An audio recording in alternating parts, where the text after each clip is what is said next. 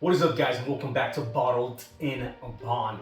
Today we're actually straying away from your typical bourbon American whiskeys that we've been doing here on Bottled in Bond for the last few weeks, and we're actually gonna head back to Scotland and we're gonna try a whiskey that I've had before, that I thought it was pretty cheap in price, and to be honest, it surprised myself and Bo at work. Surprised us, it was pretty unique, pretty neat for the price, for the flavor. So today we're gonna head over to Scotland and we're gonna try the Loch Lomond single malt whiskey. Bam! So this is Loch Lomond. Correct me if I'm saying that wrong. Loch Lomond, Loch Lomond.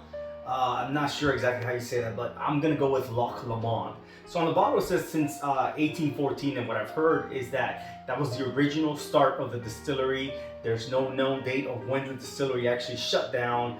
Sources just say that it didn't last that long. I want to say 1964 is when it reopened, something like that. Don't quote me if I'm wrong. So this is the Loch Lomond original. This is the lowest price Loch Lomond that they have of this single malt Scotch whiskey. So this is a Highland region whiskey, and what I didn't pick up in the beginning, I'm looking to hopefully pick up here. I didn't pick up necessarily peat, any kind of peat or smoke. The smoke was very light, but from reading from different sources, this is a supposed peated whiskey. If you read on the back, it says you get hints of smoke and peat.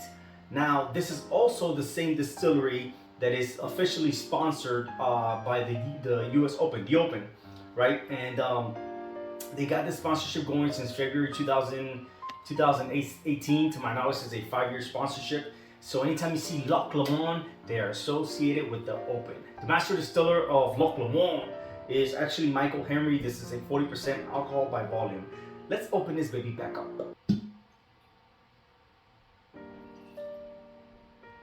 Okay, so there it is. They say that people do not pick up, people who are not experienced and have an experienced palate, or let alone don't drink whiskey, period. They technically, for the most part, I'm not saying there aren't people out there, but for the most part, people will not pick up anything, primarily besides ethanol, when it comes to smelling whiskeys, until you tell them what they should be picking up. And to be honest with you, I never picked this up. The peat, the smoke, it was just a good whiskey to me.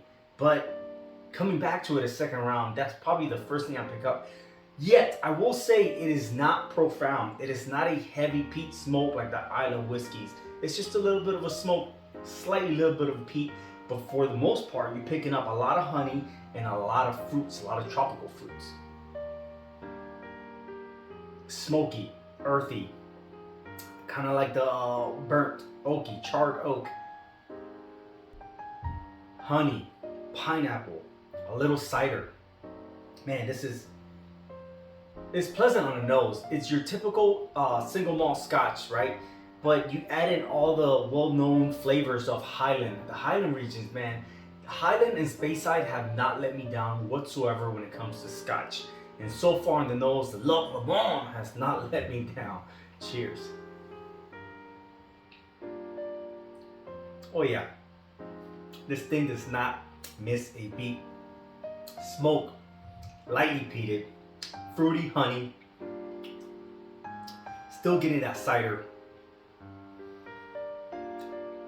Man, butterscotch,